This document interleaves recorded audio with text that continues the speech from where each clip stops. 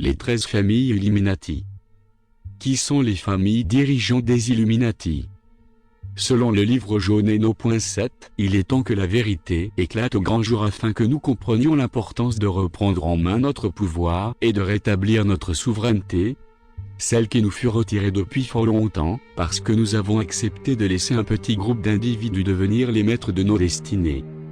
Cette situation doit être renversée car nous comprenons maintenant que nous sommes individuellement et collectivement les seuls créateurs de nos vies et que sans notre consentement aucune organisation humaine ne peut subsister. La presse galactique. Avant-propos: qui sont les familles dirigeantes et qui sont leurs alliés? Il n'est pas facile pour quelqu'un qui fait des recherches sur le satanisme et la conspiration mondiale de démasquer les familles puissantes qui appartiennent aux Illuminati. Cela tient au fait que les puissants adeptes du satanisme ont tout entrepris pour dissimuler leurs traces aux yeux de l'opinion publique.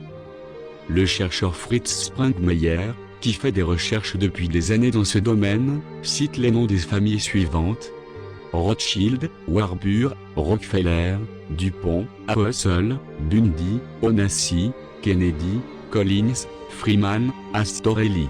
Selon Springmeier, les familles suivantes travaillent avec les familles dirigeantes: Morgan, Vanderbilt, Bauer, Whitney, Duke, Guggenheim, Oppenheim, Gray, Sinclair, Schiff, Solvay, Oppenheimer, Sassoon, Wheeler, Todd, Van Duy, Taft, Wallenberg, Clinton, Habsburger, Guggenheim, GOLD, CHMIDT et beaucoup d'autres. Springmeier ne prétend naturellement pas que tous ceux qui portent ce nom font partie de la conspiration. Beaucoup ne savent pas eux-mêmes ce qui se passe réellement dans le monde. La famille Rothschild. Les Rothschild sont intimement liés aux Illuminati depuis le début de leur histoire. Après que la conspiration des Illuminés de Bavière a été découverte, la grande puissance occulte, qui dirige les sociétés secrètes européennes, a opté pour le carbonarisme, l'Alta Vendita, dirigé par Karl Rothschild. Les Rothschild ont beaucoup de membres dans la 13 lignée. La force occulte de la lignée des Rothschild leur vient d'ancêtres cachés. Ils se sont mélangés avec des Bauer, des Sassoon et une multitude d'autres. Le célèbre ancêtre et fondateur de cette grande dynastie de banquiers, Mayer Amschel Bauer, était prêteur sur gage à Francfort-sur-le-Main, en Allemagne. Il était également administrateur de biens du prince électeur de Hesse. Comme il était responsable des transferts d'argent du prince lors de la Révolution française, il a acquis une grande fortune. Amschel Bauer avait accroché une enseigne rouge à l'entrée de son bureau, enseigne qui représentait le sceau de Salomon, en honneur des Juifs orientaux. En allemand, enseigne se dit Schild, rouge se dit Rot. Les Bauer ont changé de nom et pris celui de Rothschild. Il est important de savoir que le sceau de Salomon, l'hexagramme appelé étoile de David, est d'origine occulte. On l'utilise aujourd'hui comme le symbole d'Israël, même si son origine n'est pas juive. Ce symbole a été utilisé par beaucoup de religions antiques. C'était le symbole de Moloch et d'Astoret, parmi d'autres. Il a servi aussi comme symbole de Saturne. Il semble qu'il ait servi pour le baptême de Salomon. Plus tard, la Kabbale se l'est appropriée. Quand la Kabbale s'est répandue, il est devenu le symbole de l'identité juive. L'utilisation de ce symbole par les Rothschild montre leur implication dans la tradition mystique juive. Beaucoup de Juifs ne veulent pas connaître l'origine occulte de leur étoile de David. Le roi David n'avait rien à voir avec cet hexagramme. Mayer Amschel a choisi pour ses fils des femmes de famille Illuminati. De la même façon, ses filles ont épousé des banquiers Illuminati de renom. Ces familles cultivaient une tradition aristocratique, elles se marient entre elles. Ces 5 fils sont devenus banquiers dans 5 pays européens. Le réseau d'information privée, politique et financier fondé par les premiers Rothschild a été la première pierre de leur futur empire colossal. James Rothschild, le fondateur de la lignée française, a fait de sa succursale française la première banque européenne en soutenant les rois de Louis XVIII à Napoléon III. Ils étaient capables d'opérer des virements de fonds importants d'un pays à un autre, à une époque où les voyages et les transports d'argent étaient très risqués. Quand vous observez les guerres qui se sont déroulées en Europe, vous remarquerez qu'elles ont toujours pris fin, avec un équilibre du pouvoir. À chaque fin de guerre, la famille Rothschild disposait d'une nouvelle base pour sa puissance. Les Rothschild ont manipulé des nations entières et leur pouvoir politique. Leur pouvoir leur permettait de remplacer un roi ou un dirigeant qui ne voulait pas se soumettre à leur volonté. L'issue d'une guerre dépend souvent des moyens financiers. En examinant la dette publique d'un État à cette période, on peut facilement déterminer s'il a été soutenu ou puni par les Rothschild. L'empereur François-Joseph a énobli les Rothschild, il leur a donné le titre de baron. Les dynasties régnantes ne pouvaient rien entreprendre sans leur assentiment. En 1855, ils ont été anoblis en Angleterre. Tant que j'ai le contrôle sur les moyens financiers d'une nation, je ne m'intéresse pas de savoir qui faille les lois. C'est la phrase célèbre que l'on attribue à Mayer Michel Rothschild, 1743-1812. Aujourd'hui, ce sont ses descendants qui fixent 2 fois par jour le prix de l'or à Londres pour le monde entier. Ils décident également du rapport qu'entretient la Federal Reserve Bank avec le gouvernement américain. La Federal Reserve Bank, dont les Rothschild contrôlent 53%, n'a jamais été sous le contre 61e du gouvernement ou du Parlement américain. Même si la Federal Reserve donne l'impression d'être une institution officielle, il ne faut pas oublier que c'est une société privée qui possède entre autres l'or des États-Unis. La Federal Reserve Bank a été créée à la fin de l'année 1813, après une réunion de membres Illuminati de la haute finance, sur Jekyll Island. Lors de cette réunion, on a soumis le projet d'une banque centrale, qui devait être dirigée par un directoire composé de membres de la haute finance internationale, le Federal Reserve Board. Comment la Federal Reserve Bank a-t-elle géré ?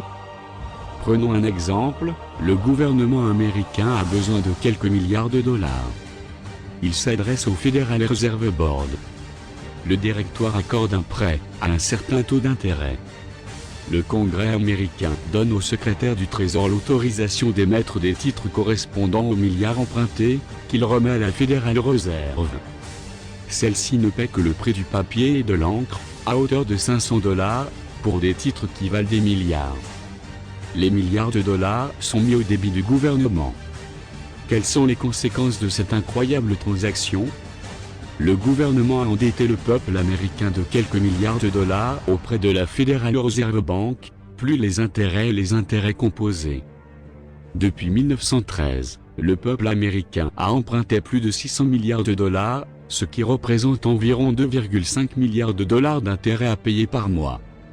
C'est une somme qui en valeur réelle est plus importante que la richesse du pays. Le peuple américain n'arrive même pas à payer les intérêts de cette dette. Il est impensable pour un gouvernement de donner à une banque privée que personne ne contrôle un pouvoir aussi grand, celui de créer de l'argent à partir de rien. Heinrich Heine, le grand poète et philosophe disait « L'argent est le dieu de notre époque et Rothschild est son prophète ». Depuis 1900, l'inflation, la stabilité monétaire, la conjoncture en Europe et dans le monde dépendent de la famille Rothschild et de ses associés. Le contrôle exclusif de l'argent planétaire par les Rothschild et ses associés est un des secrets les mieux gardés et un des systèmes les plus opaques de notre histoire contemporaine. Voici une liste non exhaustive des sociétés contrôlées par les Rothschild: la Banque d'Angleterre, les banques Barclays, JP Morgan, US Federal Reserve, National City Bank, IBM, la Standard Oil, Shell, Kuehne Loeb, Tokyo Pacific Holding, Arofim Curaçao et bien d'autres. La famille Warburg est l'associé principal des Rothschild. Leur histoire n'est pas moins intéressante que celle des Rothschild. Selon le livre The Warburg, leur lignée remonterait jusqu'en 1001. Après avoir fui les conquérants de l'islam, les ancêtres des Warburg se sont installés en Espagne. À la suite des persécutions de Ferdinand d'Aragon et d'Isabelle de Castille, ils ont pris le chemin de la Lombardie. D'après les annales familiales, un de leurs ancêtres, Simon von Cassel, a obtenu en 1559 le droit de s'installer à Warburg en Westphalie. Peu après, il a changé son nom et pris celui de Warburg. Les registres municipaux indiquent que sa profession était prêteur sur gage et commerçant.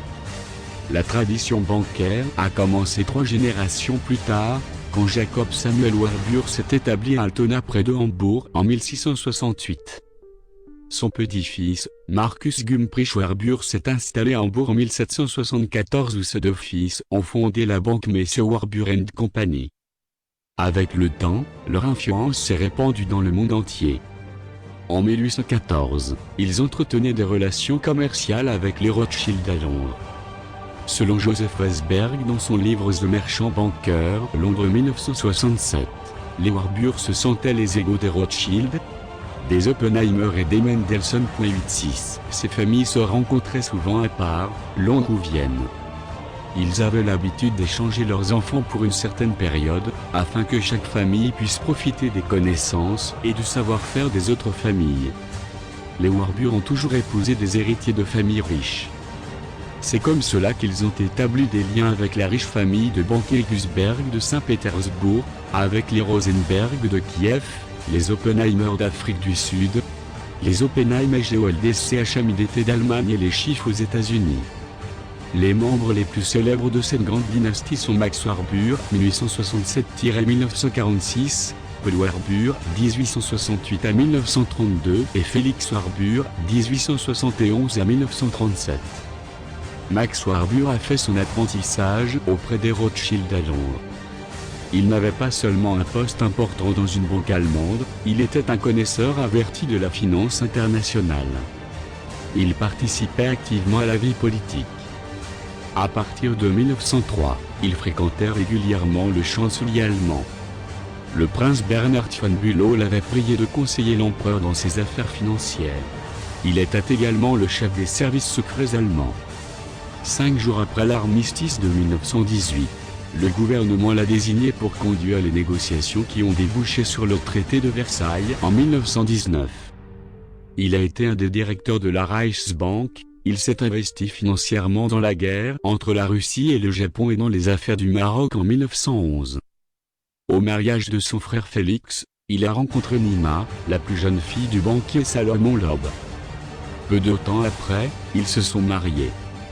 Paul Warburg a ensuite quitté l'Allemagne, il est devenu associé chez Kuhn & Loeb à New York.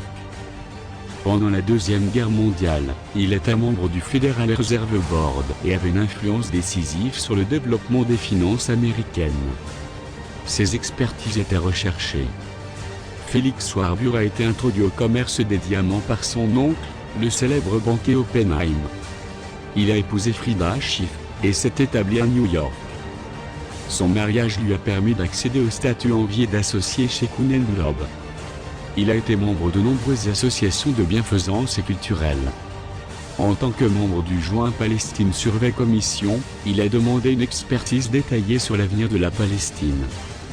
Comme nous verrons plus tard, les Warburg ont investi des milliards de dollars dans des organisations internationales et divers projets pour préparer l'avènement du gouvernement mondial. La famille Rockefeller, un connaisseur averti de l'histoire des Rockefeller, c'est qu'ils ont été impliqués dans les grands événements qui ont marqué les États-Unis. La direction et les décisions de la politique américaine ont toujours été dictées par la famille Rockefeller. La famille est d'origine espagnole, elle a émigré aux États-Unis. Le plus célèbre d'entre eux est John Davidson Rockefeller, industriel du pétrole, financier et membre de la Société de la Table Ronde. Il passait pour l'homme le plus riche des États-Unis à son époque. Avant de se consacrer aux affaires du pétrole, il vendait des produits anesthésiants. Avec une énergie irrésistible et raffinée, il a construit l'empire de la Standard Oil, qui contrôlait 90% des raffineries américaines. C'est lui qui a acquis le terrain de Pocantico Hills à New York, le domicile principal de la famille. À l'heure actuelle, plus de 100 familles Rockefeller vivent dans les Pocantico Hills. David Rockefeller, un petit génie de la finance, dirige depuis 1945 la Chase Manhattan Bank, la banque la plus importante du monde. Son pouvoir lui permet de destituer ou d'investir des présidents, de déclencher des guerres ou d'y mettre un terme, de ruiner ou d'enrichir les grandes sociétés, de Rome à Bangkok. La banque a une influence directe ou indirecte sur toute l'humanité. Le FBI a toujours été aux ordres des Illuminati, puisque les Rockefeller ont participé à sa création. La famille Rockefeller contrôle également la CIA et le Council on Foreign Relations (CFR). Le développement et la propagation de l'occultisme est un objectif des Illuminati. David Rockefeller fait partie du management du Lucy Trust, Trust de Lucifer. Dans un livre publié par ce trust, Externalisation de la hiérarchie, nous apprenons qu'il dirige la planète. Son nom est Lucifer. Sur le plan spirituel, Shambhala, ce sera Sanma, Satan, le maître du monde. David Rockefeller fait partie du Board of Cadence Industries, à qui appartiennent les Marvel Comics, qui enseignent aux jeunes le domaine de l'occulte, et utilise des personnages tels que le fils de Satan. La compagnie aérienne Delta Airlines est sous le contrôle de la famille Rockefeller. La Standard Oil contient dans son emblème le pentagramme, l'étoile à 5 branches, à l'intérieur d'un cercle. Le pentagramme est le symbole favori des sorcières, des satanistes et autres groupes démoniaques. Il apparaît sur des avions, des engins militaires, dans des films, des émissions de télévision. Il est inquiétant de constater que l'on en voit aussi dans des dessins animés, présentés comme un symbole du bien. La famille Dupont. L'histoire des Dupont est si secrète que ses activités n'ont jamais été révélées au public. Comme les autres Illuminati, les Dupont ont été très vigilants sur les mariages de leurs enfants. Les premiers mariages se sont déroulés entre frères et sœurs. Les biographes de la famille Dupont situent le commencement de la dynastie au mariage entre Samuel Dupont et Anne-Alexandrine Montchanin à Paris, en 1737. Malgré le fait qu'Anne soit une guenotte, elle se servait de ses dons de médium et communiquait avec le monde des esprits. Elle descendait d'une vieille famille noble qui vivait en Bourgogne. On pense que les dons occultes de la famille Dupont lui viennent de la lignée d'Anne Montchanin. Pierre Samuel Dupont, le fils de Samuel et d'Anne, a été le premier à accéder à un pouvoir important. Il a été le premier à tisser des liens avec les Illuminati. À la demande du roi de Pologne Stanislas Auguste, il s'est rendu en Pologne en 1774 pour développer un système d'éducation nationale. En 1799, il émigre vers les États-Unis sur l'invitation du président Jefferson. Il organise les fondements d'un système d'éducation nationale. Ce projet était fondamental pour les Illuminati, prendre le contrôle sur les jeunes esprits américains. Aujourd'hui, ce rôle est dévolu à l'UNESCO. Le président Jefferson était un illuminé et un grand ami de Pierre Samuel Dupont. C'est lui qui a fait attribuer au Dupont le premier grand contrat de poudre pour munitions. Dupont a été le fournisseur en munitions de l'armée américaine depuis la Première Guerre américaine de 1802 contre les pirates jusqu'à nos jours. Les Dupont sont aujourd'hui une dynastie de rois de l'argent. Tout ce qui a un rapport avec la chimie aux États-Unis dépend des Dupont. Chaque Américain utilise quotidiennement un de leurs produits. Les Dupont se situent au 6e grade de la hiérarchie Illuminati. La famille Freeman. Ce qui est incroyable dans l'histoire de la famille Freeman, c'est que très peu de gens pensaient qu'elle faisait partie des familles dirigeantes des Illuminati. Comme les Rothschild, les Freeman ont des membres qui appartiennent à la 13 lignée.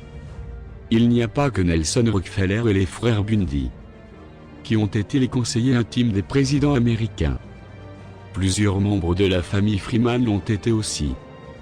Gaylord Freeman a été grand maître de l'ordre du prieuré de Sion.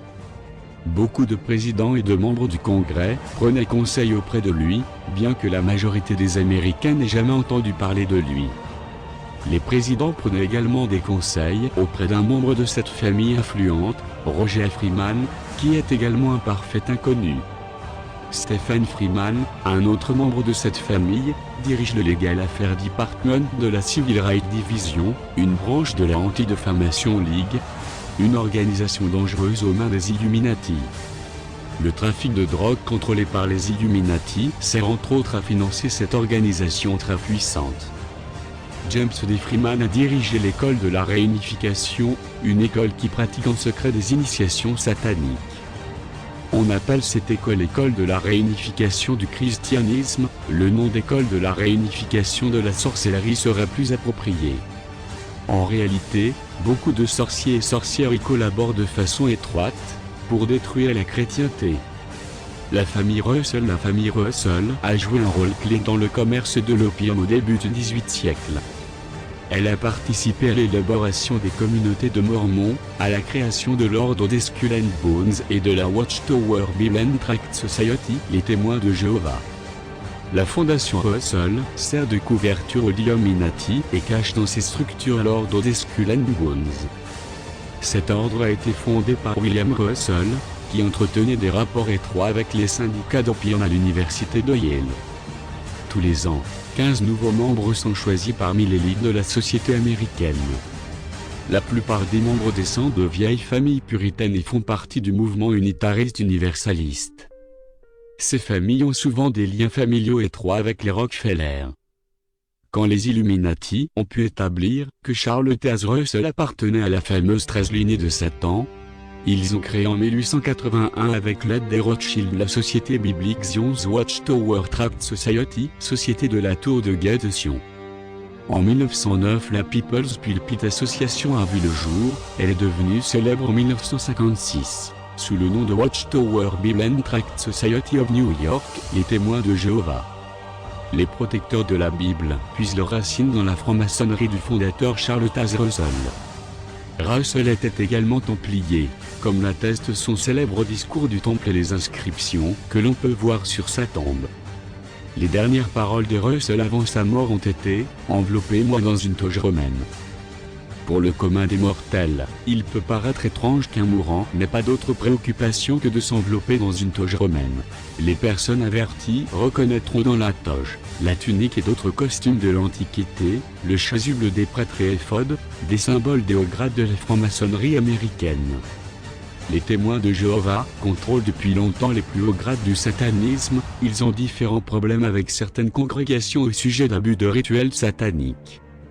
Les États où les témoins de Jéhovah ont la plus grande influence sont ceux où les rapports sur les activités sataniques sont les plus nombreux. Il s'agit de la Floride, du sud de la Californie, de l'Écosse, des centres Bethel et de divers endroits à New York. Charles Taze Russell était entre autres propriétaire d'un cimetière à Pittsburgh. Il faut savoir que les satanistes sont toujours à la recherche de cimetières à acheter. Cela leur permet de faire disparaître des cadavres après leur rituel. Ces cadavres sont en général enterrés en dessous des tombes ordinaires. Quand on descend un cercueil dans une tombe, il ne viendrait à l'idée de personne de penser qu'il y a déjà quelque chose au-dessous. L'autre raison est que l'on attribue au cimetière certaines forces magiques. On cherche à attirer la force spirituelle d'une personne à l'aide d'un cercle de lumière au milieu duquel se tient un satanique nu.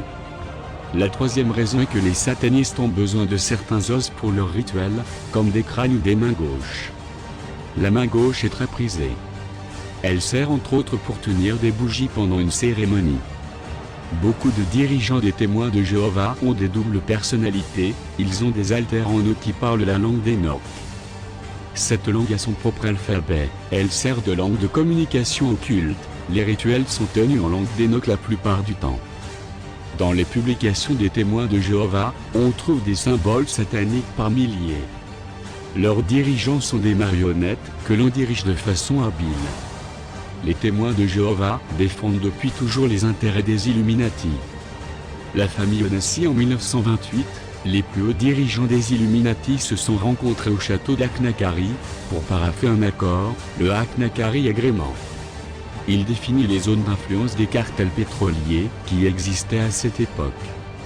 En 1928, les Illuminati contrôlent déjà le marché mondial du pétrole. Il est donc aisé de comprendre qu'Aristote Onassis, qui a construit les plus grands pétroliers après la guerre, soit un de leurs familiers. Il était même le roi de sa hiérarchie. Son pouvoir était si grand qu'il comptait parmi les hommes les plus puissants du monde, surtout grâce à sa position au sein des Illuminati, c'est-à-dire en réalité en raison de son pouvoir occulte. Les Illuminati ont divisé le commerce mondial en plusieurs entités, la drogue et le sexe, la politique et l'économie, les rituels, la communication globale et la manipulation mentale. Les sphères dirigeantes évoluent dans toutes les activités. Onassis était le parrain des affaires économiques, de la drogue et du sexe. Perón, le dictateur argentin, était un bon ami d'Onassis. On pense qu'Onassis aurait eu une liaison avec Eva Perón. Il est vrai que les familles d'Illuminati se font de la concurrence entre elles, qu'il y a des tensions, mais leur religion occulte les réunit toujours. Dans les recherches sur les Illuminati, on néglige souvent la dimension satanique. Les satanistes ne croient qu'à une seule chose, leur pouvoir personnel. Ils n'ont que faire des problèmes d'éthique. Les luttes de pouvoir peuvent être très violentes parmi les plus hauts grades, beaucoup meurent de morts violentes. Se battre et tuer fait partie de leur religion. D'un autre côté, ils sont frères de sang et savent s'entraider. À l'heure actuelle, la famille Onassis fait toujours partie du cercle dirigeant. Son pouvoir est encore important dans la hiérarchie. Après la mort d'Aristote, ce sont les familles Rockefeller et Bundy qui ont repris les activités du groupe. La famille Bundy est une vieille famille américaine qui a toujours fait partie de l'establishment. En dehors de quelques exceptions, comme le député du Congrès Salomon Bundy au début du XIXe siècle, l'influence de cette famille a commencé à se manifester au grand jour à partir du début du XXe siècle. J.J. Harvey Hollister Bundy a été initié à l'ordre des Skull and Bones en 1909. Il a occupé le poste d'adjoint au ministre des Affaires étrangères, il a été conseiller spécial du ministre des Finances et du ministre de la Guerre pendant la Deuxième Guerre mondiale. C'était des acteurs principaux du Manhattan Project, le projet qui a abouti à la bombe atomique. Il était un des personnages clés du Pentagone. Il a continué à travailler au ministère de la Guerre et à l'Office de Recherche et de Développement. En 1952, il est devenu responsable du Carnegie Endowment for Peace de John Foster Dulles. Cette institution est vitale pour les Illuminati, elle sert principalement pour défiscaliser les investissements. Leur activité de conseil a permis aux Bundy d'être présents dans l'entourage des plus hauts postes de pouvoir. Ils avaient ainsi accès aux dossiers qui sont soumis au président. On dit souvent qu'il faut regarder du côté des conseillers pour savoir d'où viennent les décisions qui sont prises. Pour ce qui est de l'entourage des présidents américains, les Illuminati ont toujours occupé les postes les plus sensibles. Quand Lyndon Johnson a pris le pouvoir après la mort de Kennedy, George Bundy occupait le poste de conseiller au MJ-12. C'est le Conseil des Sages qui est subordonné directement au fameux Conseil des 13 sataniques, qui contrôle secrètement les grandes nations industrialisées. Il était également membre du Conseil national de sécurité, ce qui lui permettait de filtrer les informations qui devaient parvenir au président. Son frère occupait un poste élevé au ministère des Affaires étrangères. Tous deux étaient évidemment membres des Skull and Bones. D'autres membres de cette famille ont occupé des postes importants, mais moins exposés. Deux dirigeants des Témoins de Jéhovah s'appelaient Walter H. Bundy et Edwin Bundy. Theodore R. Bundy a échappé au contrôle de sa famille, il est devenu un des grands criminels du système américain. La famille Onassis a mis Eric Bundy sur les traces de Howard Hughes, un milliardaire qui ne voulait pas collaborer avec le système diabolique et qui représentait un risque incontrôlable. Eric Bundy devait le surveiller. Les familles influentes qui ne veulent pas se soumettre au système des Illuminati sont systématiquement détruites. En 1956, Howard Hughes a investi beaucoup d'argent pour contrôler le vice-président Nixon. De cette façon, les Illuminati ont pu infiltrer l'organisation d'Hughes.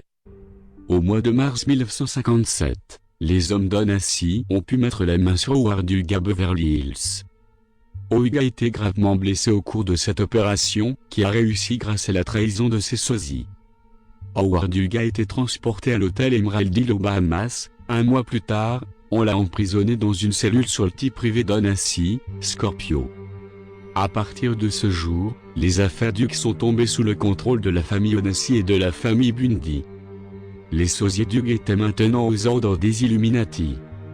Un des sosiers a pris l'identité de Howard Hughes, l'autre est devenu son sosie, jusqu'au jour où il a été tué à Londres dans le Rothschild's Inn, parce qu'il était devenu inutile. La famille Kennedy Robert Anton Wilson était un spécialiste des sciences occultes, il fréquentait régulièrement l'Oyo Starwood Festival des sorciers et de païens. Il a souvent déclaré publiquement être agnostique et un grand admirateur d'Aleister Crowley. Wilson a écrit différents livres pour les adeptes du New Age, mais jamais aucun sur le christianisme. Il est curieux de voir qu'un homme aussi bien informé que Wilson nous dise que les Kennedy sont issus d'une famille qui entretient des liens étroits avec les Illuminati. La semence de Brian Kennedy, le premier des Kennedy, connu sous le nom de Brian Boru, s'est répandue dans différentes familles royales, écossaises entre autres. Archibald Kennedy, qui devint célèbre sous le nom de Mark Ovessa et qui était le Earl of Cassilis, a épousé Mary, une fille du roi Robert III. Tout le monde sait que l'Irlande est la patrie des Kennedy. Ce sont les descendants de Brian Boru et de son neveu, dont le nom s'écrit Sinead. Le nom Kennedy s'est transformé en nom Kennedy.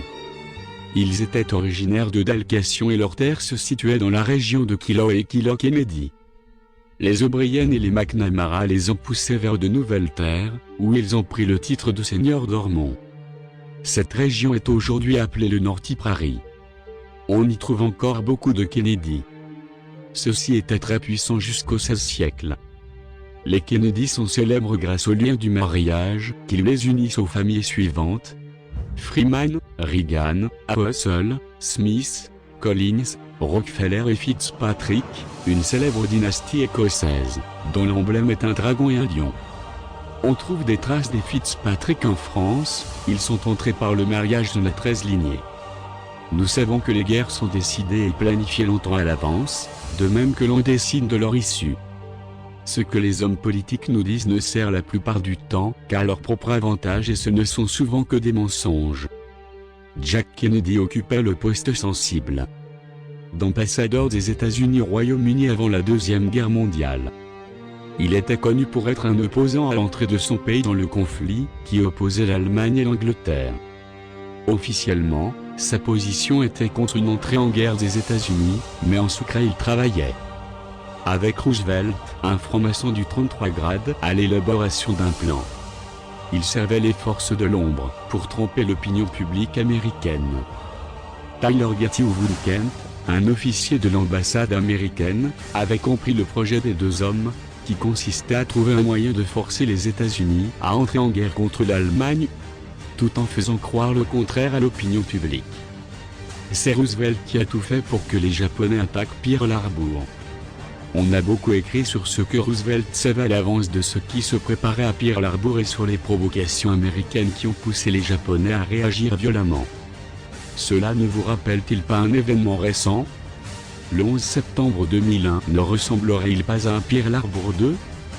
Plus de 8 sources différentes ont averti le président américain de l'imminence d'une attaque. Les archives ont montré que Roosevelt savait exactement ce qui allait se passer, 48 heures auparavant. Il n'a pourtant pas pris la peine de prévenir les marins et les hommes d'Havre. Il cherchait un prétexte pour terrifier l'opinion publique américaine et la contraindre à appuyer une entrée de l'Amérique dans la Deuxième Guerre mondiale. Jackie Bouvier Kennedy Onassis, l'épouse de John F. Kennedy, est alliée aux O'Shanklos, une lignée écossaise des Illuminati. On peut imaginer les liens familiaux que cette lignée a tissés au cours de l'histoire. Elle s'est mélangée avec des Bundy, des Grosvenor, des Rockefeller, des Tiffany, des Vanderbilt et des Vintran. Si John F. Kennedy n'avait pas été tué, nous ne saurions rien sur la famille Illuminati des Kennedy. Les Illuminati ont tout d'abord pensé que John était un bon président pour eux. Mais John et son frère Robert ont profité de leur célébrité pour se rebeller contre la conspiration satanique et essayer de la détruire. Ils détestaient nombre d'Illuminati, dont Aristote Onassis. Les Kennedy connaissaient l'existence du complot depuis leur jeunesse et ils se sentaient le courage d'affronter les Illuminati.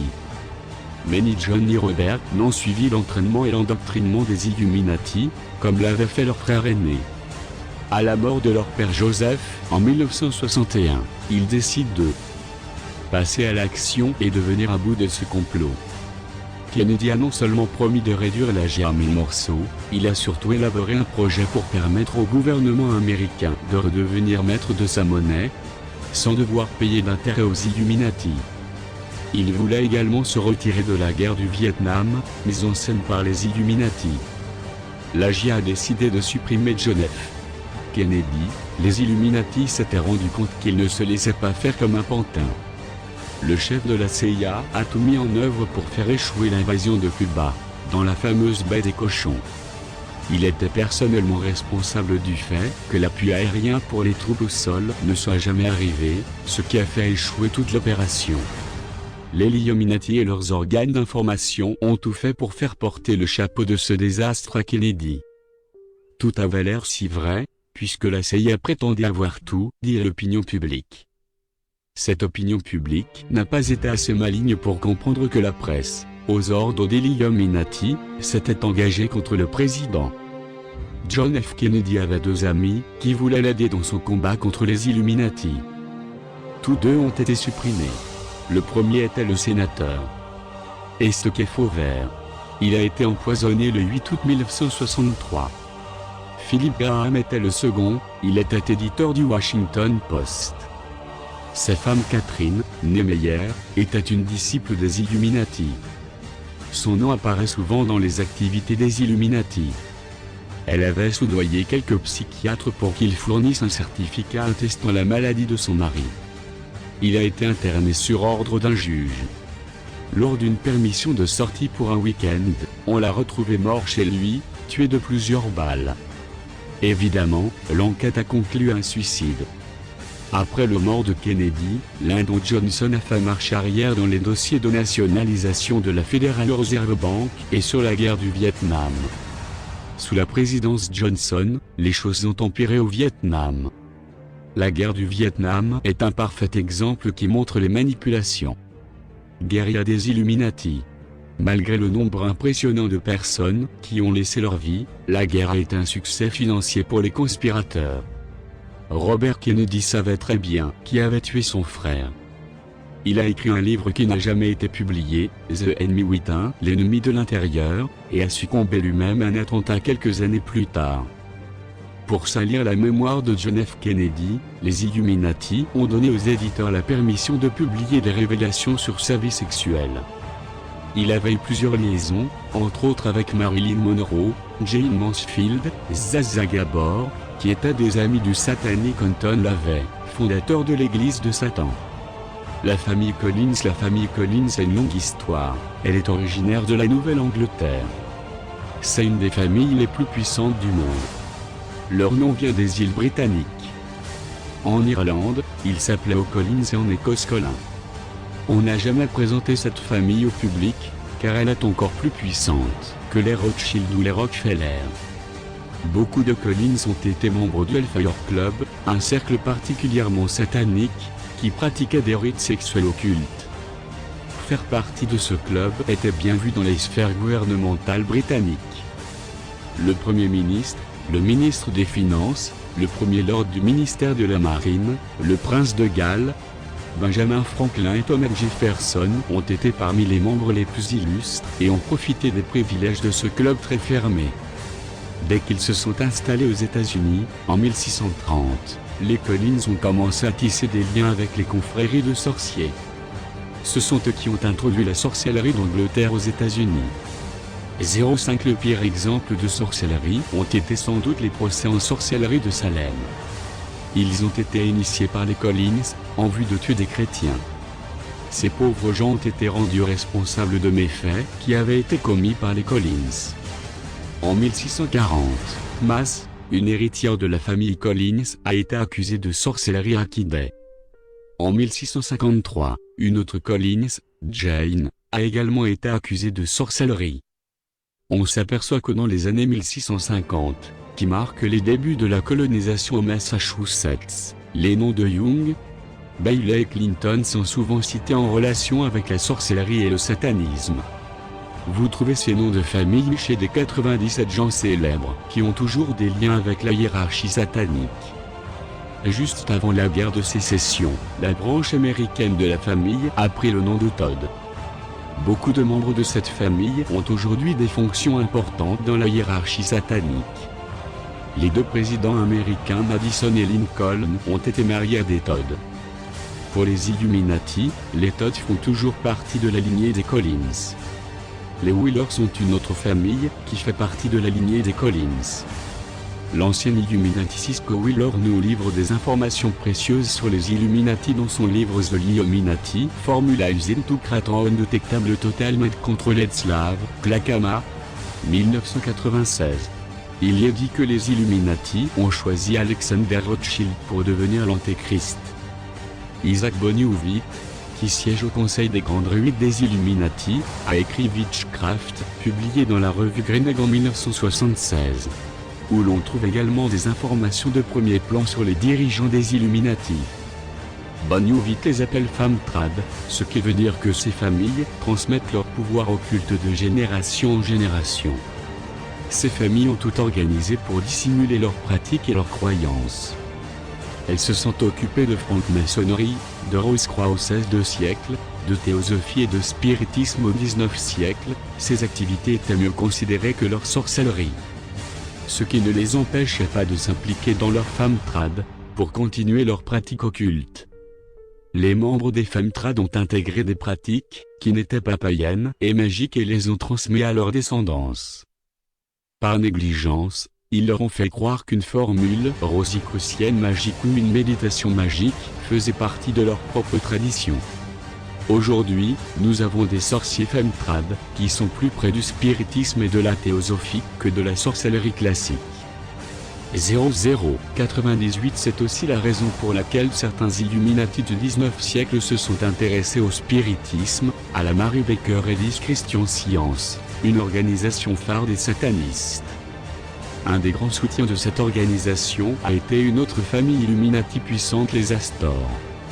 La famille Astor, même si les acteurs principaux des événements mondiaux restent toujours dans l'ombre, nous avons réussi à mettre la main sur une autre famille qui détient un grand pouvoir. Le Royal Institute of International Affairs de Londres, une organisation écran de la Société de la Table Ronde, a été fondée avec l'aide de la famille Astor. L'ORILA est la filiale anglaise du CFR, Council on Foreign Relations, américain.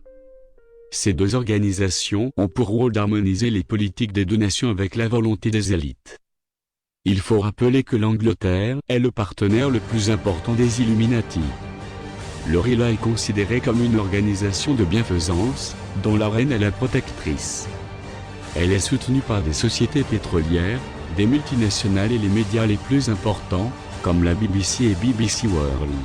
07 Au-dessus de l'ORILA se trouve la Société de la Table Ronde, l'ancienne association Ovel-Père de Cecil Rhodes. Depuis ce début, les Astor ont financé le Rhodes Scholarship. Cette bourse a été créée pour faire venir à Oxford les futurs dirigeants des grandes nations, les introduire au projet des Illuminati et leur enseigner la façon d'établir un gouvernement mondial. L'élève le plus connu est l'ancien président américain Bill Clinton. Il n'y a pas que la violence, la drogue, la corruption et les excès sexuels qui émaillent la vie de Bill Clinton. Son oncle, Raymond Clinton, l'a mis en relation avec la mafia et le Ku-Klux-Klan et lui a permis d'éviter le service militaire. Au lieu de participer à la guerre du Vietnam, il a reçu une formation exclusive à Oxford, où il s'est familiarisé avec les Illuminati et leurs objectifs. L'ancien pilote de la CIA Terry Reid a transporté de l'argent et de la drogue vers l'Arkansas. Dans son livre Compromised, Clinton, Bush and CIA, il révèle que Bill Clinton, Oliver North est le représentant de G.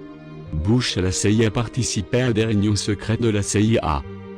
Chaque semaine, plus de 9 millions de dollars étaient acheminés vers l'Arkansas pour des opérations de blanchiment.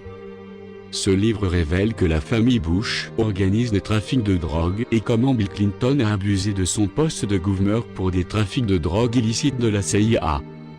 Celui qui ne peut pas comprendre comment Bill Clinton est devenu président de l'Amérique puritaine, doit savoir qu'il n'a pas seulement été formé par les Illuminati, mais que son sang, sa lignée ont joué un rôle prépondérant quand il a été choisi. Les Illuminati font et défont les présidents, selon leur volonté, dans beaucoup de pays, pas seulement aux États-Unis. Sans leur assentiment, ni Bill Clinton ni un autre ne peuvent devenir président. Le commerce mondial de la drogue est non seulement le plus lucratif après celui du pétrole, environ 500 milliards de dollars par an. Il sert aussi à réduire les gens en esclavage et leur ôter un jour tout droit humain. 09. Tout à fait pour faciliter l'accès à la drogue pour les jeunes, pour les rendre dépendants et troubler leur esprit. C'est sans doute la raison pour laquelle la police donne l'ordre de ne pas arrêter les gros trafiquants et de ne pas fermer les endroits où l'on vend du crack. Ceci se passe en silence, pour que l'épidémie puisse se répandre.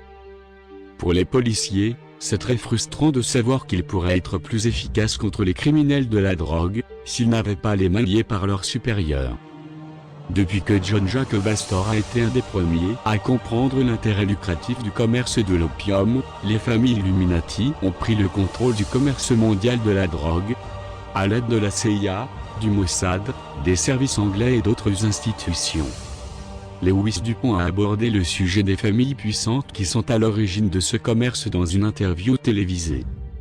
Il en parle dans le livre « Doping Executive Intelligence Review » 1975.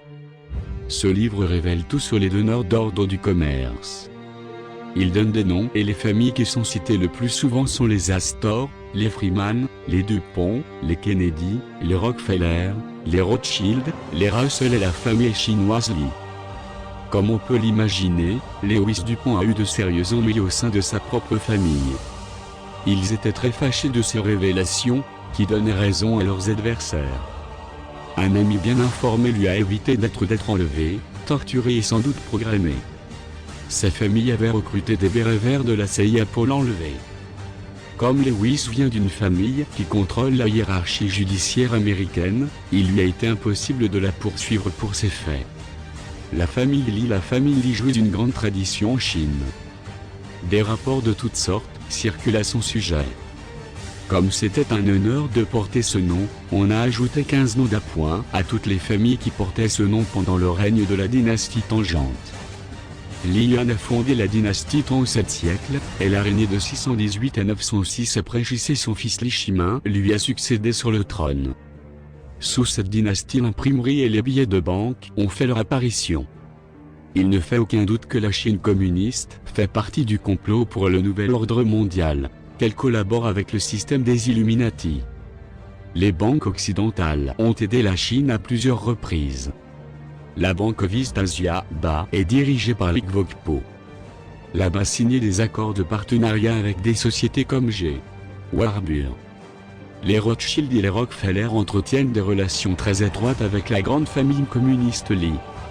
Li Peng, l'ancien numéro 1 chinois, rencontre les capitalistes Rockefeller et les autres grands dirigeants quand il est de passage à New York. Les communistes ne prétendent-ils pas que les capitalistes sont leurs plus grands ennemis?